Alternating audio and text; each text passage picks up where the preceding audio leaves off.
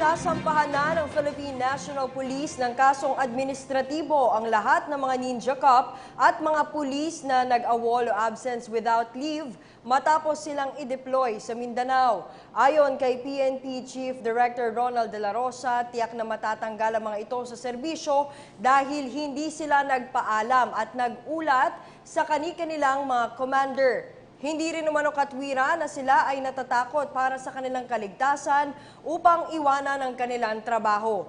Git pa ni De La Rosa, walang karapatan ang mga naturang pulis na magsuot ng uniforme ng PNP kung hindi nila kayang lumaban alinsunod sa kanilang mandato. Tanggal ka serbisyo, you will be removed from the service pag nag-aong ka. Bakit sila matakot? Pulis, huwag na sila magpulis kung matakot sila mamatay. Diba? Sabihin mo ngayon, hindi ka sila natakot magbinta ng droga.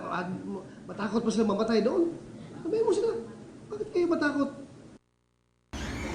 Ako po si Cathy San Gabriel. Subscribe na sa PTV YouTube channel.